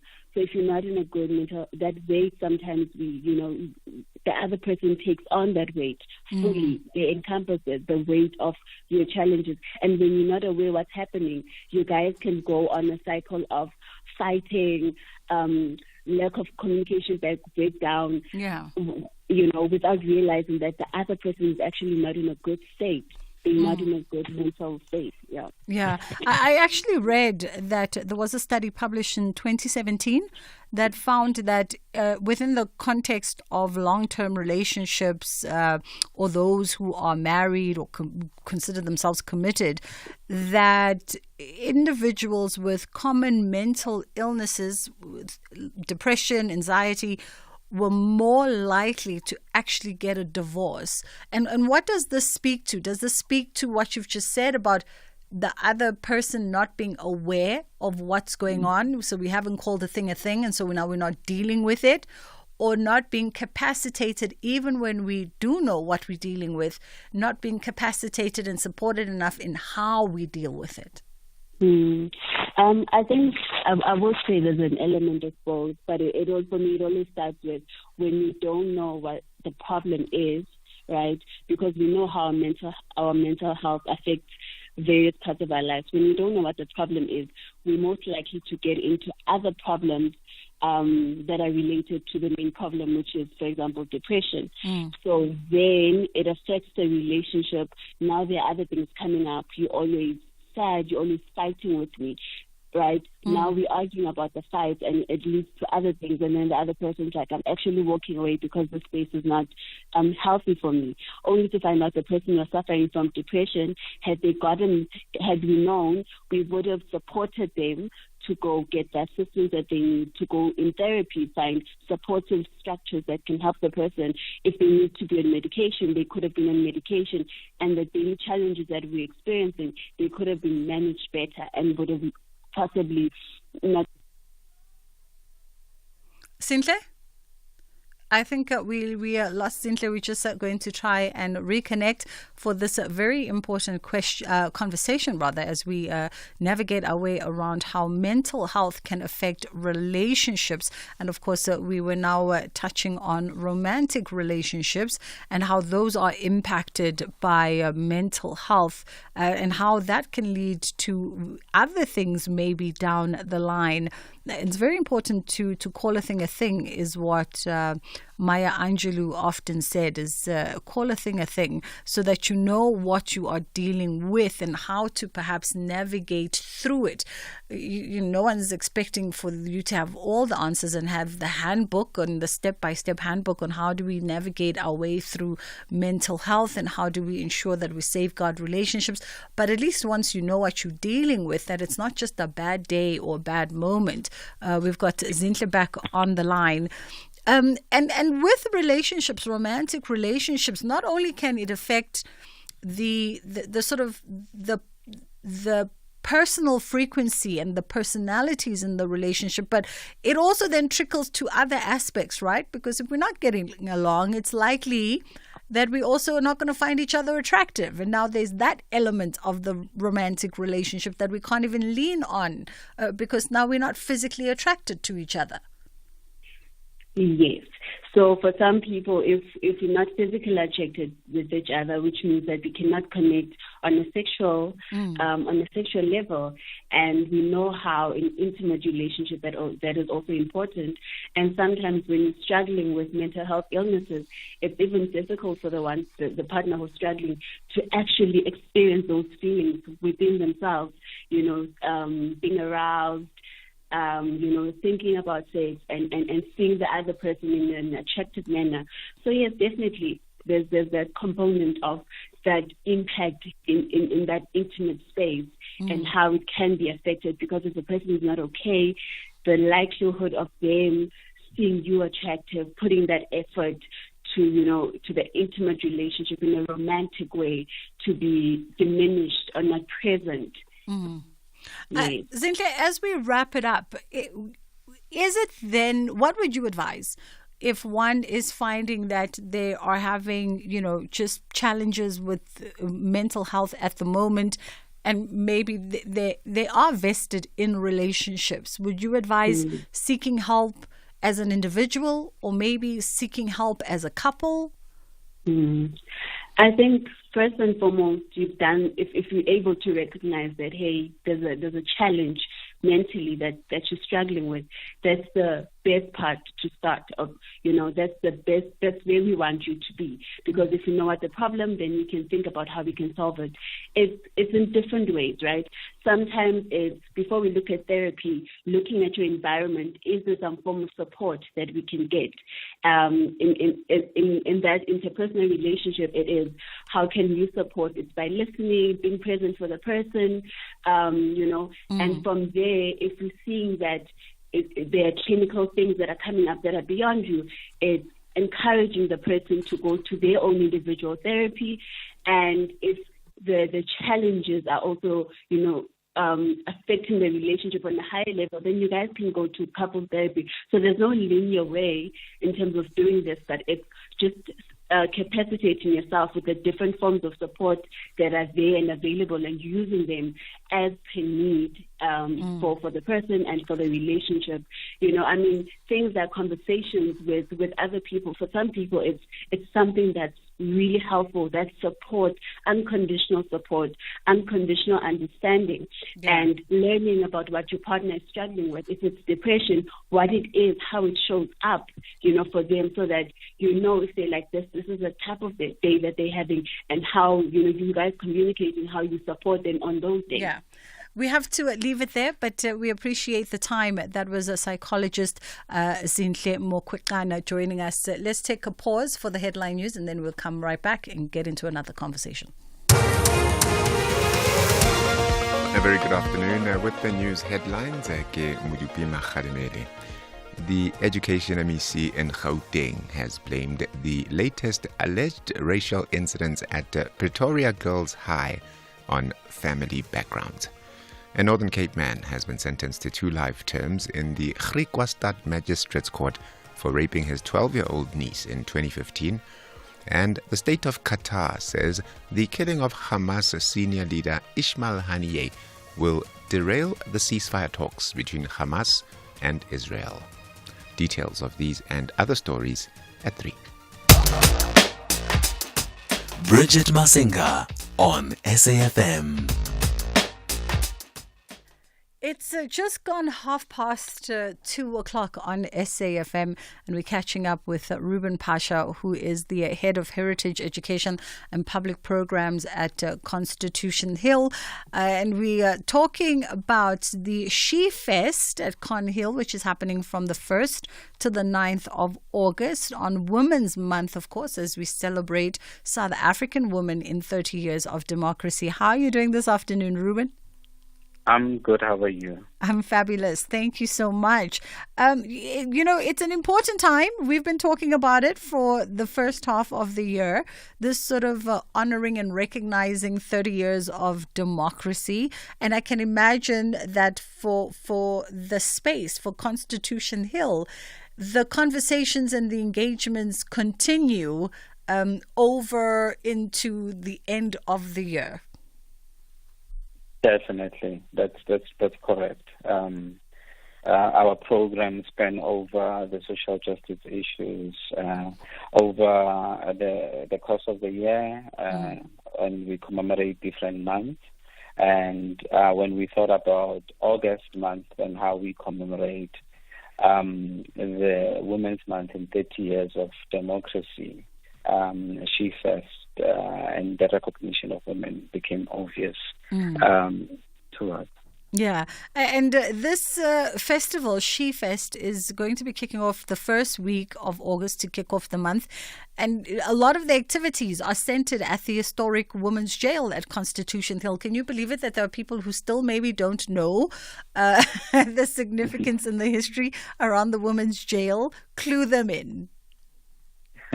Okay. So the Women's Jail is one of the very first prisons in Johannesburg, and it was built by Pope Hukam and many years ago. A lot of women icons or heroines of the liberation struggle were arrested there. Obvious names would be Ukamtoman Winnie Mandela, Fatima Meya, we had Albertina Sisulu's. All those great women, the youth of 76 who were females who were arrested there. That prison still stands today as a women's jail. Today it's a museum. It's a site of memory that honors the memory of those women who paid homage to the liberation struggle. And we honored those ex-prisoners of Coney Hill by etching their name on the glass door.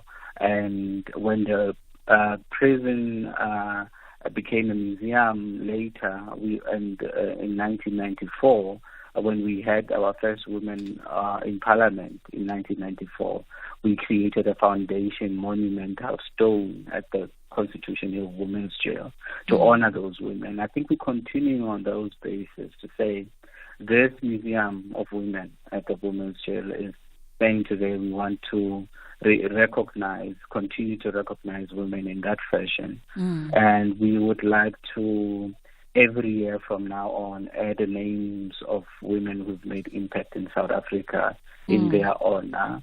And when we come to Women's Month, we focus more on the recognition and achievement of women, and not just focus on the issues women face as if that's the only thing women experience in this country. When women have actually contributed to making positive change themselves in changing and transforming South Africa, and to recognize those achievements and efforts. Yeah. And as you're talking, Ruben, I just had this thought that, or made the connection that, in the pages of our history, the context of the women's jail, Constitution Hill, was a site of disruption, right? And a site where dreams and hopes were stolen and ripped from the clutches of families. And now, in recent years, with everything that the team at Constitution Hill is doing, that space, that site is now a space of reclaiming identities, and it's a space of reimagining for this generation and future generation of women to come. No, that's definitely correct, and that's what we would like to see with this program. We are inviting young women for the month of August to come to Cornhill. You could simplify it by saying, take a girl child to Constitution Hill. And what an important moment for us as Constitution Hill, because we've just been declared a World Heritage Site this past weekend. For these young women to come to Cornhill, but not just to learn about their history, but to engage with other women they look up to open them up to real people behind their dream careers, for instance, that they might want to go into, and really meet them and talk to them. And it's more about talking about passing the baton. It's more about having these young women being inspired by real living heroes, not people that are imaginary. So I'm just trying to echo exactly what you're saying. This is what we are trying to do with the program. We're not just doing an exhibition. We're not just doing a recognition event on the first. We're also inviting the young women to do different workshops to meet the people in different careers, whether it is in film, it is in music. And there is a day where we are inviting women in uniform. And I think this is where we can now get these young women to finally meet a woman who's in SAPS, who's in the Air Force, who's in the Navy, who's in NS. And I think it's just an amazing thing to have that happen at this moment. It's so the irony of you talking, sort of segueing us into the schedule over the 9 days is we keep all the TV screens in studio on 24/7 on various news networks, including our own and others. And right directly in front of me, I've been very much intrigued by this visual because I am seeing two women in army uniform, and I can see that they're at the Kruger National Park, and the conversation is obviously around poaching and rangers protecting wildlife and women in uniform, because I'm reading their facial expressions, so it was just, as you were saying it, I thought, oh, well, there's the visual to support. Let's talk about the event schedule over 9 days. And you mentioned, of course, that there will be women in uniform, but there's a lot more that you guys have planned during the course of that week and a bit.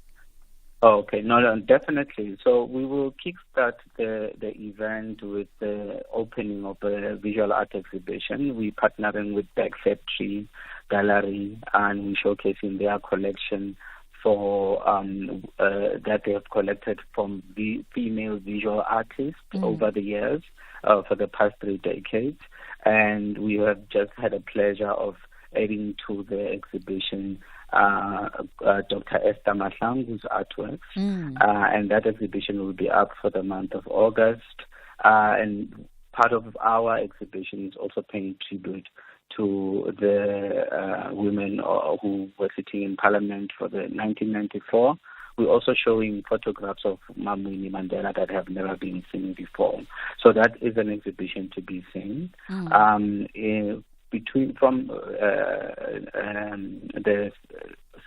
the 2nd all the way to the 9th, we will be inviting girl child to come to Cornhill. So if you have a daughter, you have a sister or a cousin who is a female who you know, just know that they are welcome to come to Cornhill and experience all this program that has been designed and curated for them. For women in the creative industries, on the 7th, we have a film industry talks and workshops. We're partnering with Gauteng Film Commission, National Arts Council, and FBF on that one. And on the 8th of August, we have music industry talks. We're partnering with Sampro and Sampra, and we will go all the way to the 9th of August, where we have a mental health dialogue for women. And across all these activities, we'll have exciting activities in between with self-defense classes. I think programs that really are more of empowerment in terms of workshops. And then we conclude on the 9th with a She-Fest concert. And this is a lineup of music DJs, female music DJs, that will be open to the public on the 9th of August. I mean, it sounds like quite the wholesome itinerary, a little bit of everything for anybody. We're looking forward to it. Ruben, thank you for your time. We know that the tickets are available for the concerts at Quicket, and of course you can go to Quicket, but it's free, but you must get your tickets. So go to Quicket in order for you to be able to attend that free session. And for more information and of course the detailed itinerary, you can always also log in to Constitution Hill's website, or you can follow them on social media. They are on Instagram, Facebook, as well as X, and at Constitution Hill. Well, at Constitution_Hill on Instagram and Constitution Hill on Facebook. And then visit Conhill on Twitter if you want to track all the activities as they prepare for that 9 days of excitement ahead of the She Fest. It's just gone 22. Of course, Ashraf is standing by to let us know what's coming up today on the National Pulse. Nelson Mandela once said, "It is in your head to create a better world for all who live in it." SAFM urges you to identify those in need around you and to do what you can to make a difference to them. Tata Mandela went further to say, what counts in life is not the mere fact that we have lived. It is what difference we have made to the lives of others that will determine the significance of the life we lived. SAFM celebrates Mandela Month. SAFM supports a litter-free South Africa. Play your part in keeping our surroundings and environment clean. SAFM, leading the conversation.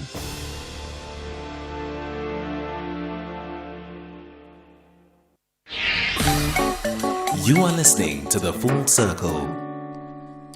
I just saw somebody on Twitter as I looked to the headlines. SABC News is having a conversation about the conversation that Ashraf and I had yesterday and everyone else in the country is having. There's so many angles to that. So many angles. Someone on Twitter just tweeted and they said, listen, you've got until 6 o'clock to wrap up this whole Miss South Africa and thing. Then move on. Let's move on now. Okay.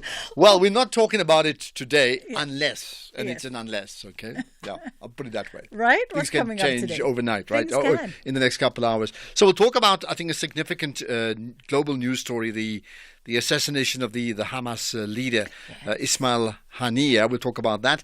There's this huge row around the new Public Procurement Act that was enacted last week, and Western Province or Western Cape not happy about it, but others may have another view on it. We'll certainly talk about that extensively. There's also the KZN State of the Province reports that we will touch on, and there's a few other big issues around some big achievers that we will talk about. So all those things coming up. But again, to go back to your original point about the Miss South Africa row, we're not planning anything now, but that can change dramatically in the next hour or two because things change. Things really do change. I mean, that first item on your agenda, the passing or killing of the Hamas leader, I think that is going to elicit quite the lengthy conversation with your listeners because people feel quite strongly one way or another. Well, people have views. I mean, look, as a world leader, that's the bottom line. You can't ignore that part. So if somebody was assassinated in Venezuela, we'd still have to talk about it, and as well as anywhere else. So but it's certainly it's a region that has huge impact on global geopolitics. No question about that. Yeah, absolutely. The National Pulse, 3 to 6. There we go. And he's in the hot seat this afternoon, as per every afternoon, in conversation with you, 3 until 6 o'clock. We're going to take a quick pause and then we come back and we wrap it up on a lighter note. If you're active on social media and love SAFM, we hope you'll take a moment to like or follow our SAFM page on Facebook and Twitter. These are the best places to find all the guest information, conversations, and stories you love from your favorite presenters, along with regular updates from SABC News. And don't forget, you can send your questions to feedback@safm.co.za. SAFM, leading the conversation. Bridget Masinga on SAFM. So we are wrapping it up on a high note, and we're going to be talking to the writer and composer of Obia Opera. And it's the first Canadian original musical to tour in South Africa during Women's Month. And we've got Nicole Brooks joining us. How are you, Nicole? I am very well. Thank you for having me. Thank you for the time. We appreciate it. All right, clue us in. Obia Opera. You say it's a groundbreaking musical that redefines the narrative of the historically famous 1692 Salem witch trials. That's just me with an opening line, but you, as the writer and composer, will get us a little bit deeper as to what Obia entails and some history around this opera. Absolutely. So let's just first get the name right. Yes. It's Obia. Like, when you go, Obia Opera. It's Obia. Does the name mean something? Well, the word Obia comes from the Caribbean and loosely means witchcraft. It means witchcraft? Yes, in the Caribbean. And is it used as an expression like Obia? Like, you just bewitched Obia, me. If someone says in the same way in different cultures where people feel that you cast a spell on them or what have you, they would say you casted Obia on me. So every culture, I'm sure, even in South Africa, you have a name for magic, black magic, good magic. What is it in South Africa? I know there are many languages, but tell me, let's exchange here. There's so many, but if you were speaking to Zulus, know, as a KZN half Zulu myself, a lot of people will say Umtaratil. There we go. You bewitched me. Yes. Now, the thing is, in Obia Opera, what is interesting, as you've rightfully said, it's based on the most famous American witch hunt, which was in 1692 in Salem, Massachusetts. The catalyst of the witch hunt was an enslaved woman named Tituba. Okay. And that story actually was popularized by a play by Arthur Miller called The Crucible. A lot of people know that work. But if you don't, that's okay. Because in the history books, they tell it as a white woman's plight, which is true. There were many white women accused, but there were also Caribbean black women who were there that were accused, but they're not seen in the history.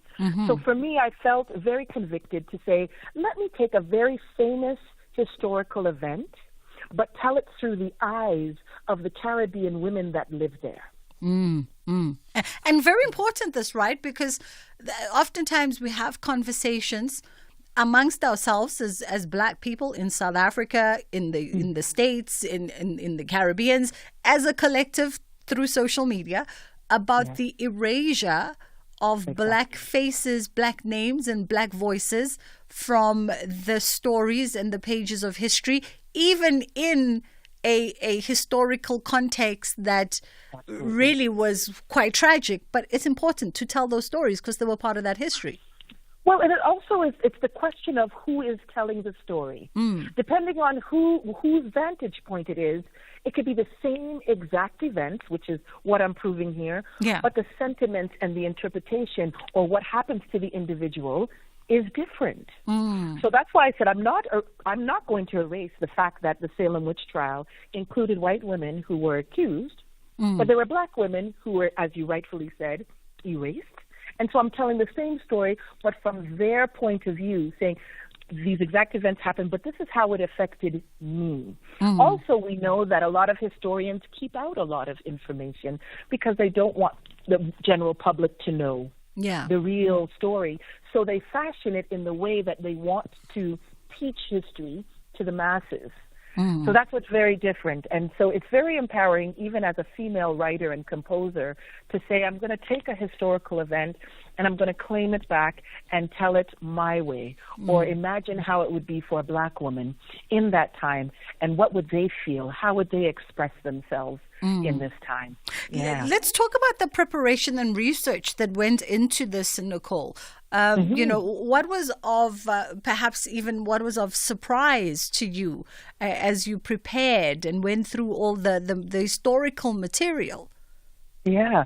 Well, as I said, we do know that Tituba, that's the character's name, was the catalyst of the witch hunt. And when you read the historical documents, they do have accounts.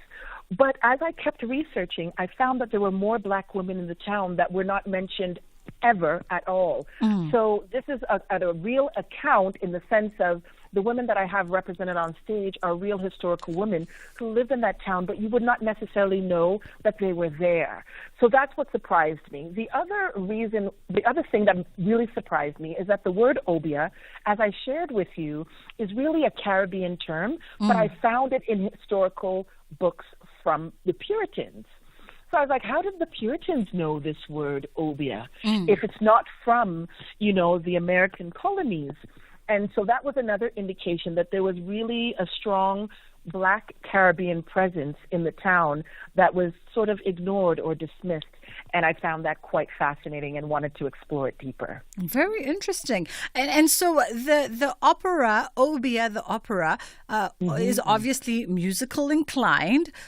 Tell us a bit more about perhaps some of the music. Have you borrowed some tunes from Caribbean history here? And perhaps, it's not the right word, I'm being colloquial, please forgive me. When we watch American television, people go, those old Negro spirituals that were relevant at the time. Yes. Absolutely. Well, it's funny. A lot of people had a problem with me keeping the word opera in the title. So the work itself is an opera. If we look at it in layman terms, it is a play that is fully sung. When we look at Les Miserables or Evita, those very popular Broadway shows, they're coined as musical, but they really are operas in the same way my work is. However, I became quite unconventional and irreverent because I don't stick to one genre. The work is not a European classically sung work. The work in itself, I've taken liberty to combine many genres of music found in the quote-unquote Black genres of music. So rightfully so, as you said, there is Negro spiritual style work in there. There's Caribbean folk in there. But I do use soft rock. I do use blues. I do use reggae music. I use ska. So it is a potpourri. It's very eclectic, the different type of music that you will have. And what makes this work even more unique outside of that is that it is completely sung a cappella with 20 women. Oh, shoo. Oh. So we are the voistra as well as the main choristers of singers. So it's a challenging work. because us women, we are constantly singing because we're also the instrumentation and for the entire piece. Wow. I mean, it sounds like a wonderful production for one to go feast on. And you are staging it for this first run in South Africa at the Soweto Theatre. I love that correct. Space. No, it is incredible. We're actually, you're catching us at the right time. We've just moved in officially into the Soweto Theatres, and we're in rehearsals right as we speak. And the space is just tremendous. And we're so happy to kick off Women's Month right in Soweto Theatre to share this story. It truly is a woman's story, told by women, made by a woman, sung by all women, and we also play all the roles. So even though there are male roles in there, we gender bend, we play all the roles. So the story is really a woman's story told from the woman's perspective in her own voice. Yeah, and it's going to be running, from what I understand, it's going to open and run at the State Theatre as well, because you are on a South African tour. So it's Soweto Theatre, and then we head to Bloemfontein at the Performing Arts Centre at Pekhoff. Yes. And then you wrap it up with the State. Yes, we ended up at State Theatre, rightfully so, in the nation's capital. Yes. To end Women's Month there, yes. Lovely. Well, listen, welcome to South Africa, to you and the production. And we hope that this is the beginning of many more Nicole Brooks productions that you bring our way. It sounds like a wonderful one. And we definitely are going to. Yes, you must come out. So how do I invite you? How do I make sure that your listeners come? Please go to the Soweto website or Pekhoff's website or State Theatre to get your theatre tickets. I'm doing a personal invitation to you, my dear. Please come out. Please celebrate Women's Month with us. Absolutely. Can you say you'll come out for us? We will definitely take it up. This conversation is all the invite we need, but we'll definitely take it up. I think I'll be right there. Nicole, it's been a pleasure. Have an incredible day further, and we'll see you at the Soweto Theatre. Sounds great. See you all then. Lovely. That was Nicole Brooks, and she is, of course, the writer and composer of this play, Obia, as you heard. We put that inflection in their Obia opera. It's opening at the Soweto Theatre first, and then it's moving to the Performing Arts Centre of the Free State, Pekhoff. So if you are in the Free State, that's where you can catch it next. And then it comes back and it wraps up its month at the State Theatre in Pretoria. That weekend of the 23rd and 25th of August is where you can find it at the State Theatre. And if you want to get your tickets, I would probably suggest that you have a look at the respective theatres' websites. So if you log on to Soweto Theatre as well as Pekhoff in Bloemfontein and the State Theatre, you should be able to then see the ticketing and the pricing there. That's how we wrap up the show from our end. We thank you for choosing to spend your afternoon with us. We always do appreciate it indeed. July has been so long. What a dreadfully long month, and I hope that August comes through with all the fun and the abundance and the blessings. July has just been long, and it's been a month of responsibility. I don't know on your end. On my end, it's definitely been a month of responsibility. I think between myself and my bank cards, we are all literally tapped out. Like literally tapped out. So we hope that August treats us all a little bit better. But isn't it scary to think that we are literally full on now in the second half of the year? That is the scariest part, is that we are entering fully into the second half of the year once August comes through. That's it. We got 5 more months and then kaput. We usher in another year. So crazy. But we'll see you tomorrow for more riveting conversation right here on The Full Circle with myself, Bridget Masinga. Inshallah, God willing, we do it again. Oliver Dixon on SAFM.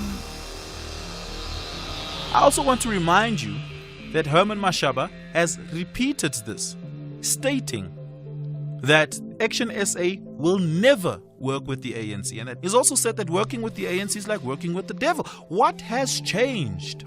Yeah, I think the political landscape has changed, Oliver. I think after the elections, We have seen, a situation where parties are now working together, irrespective of what we said.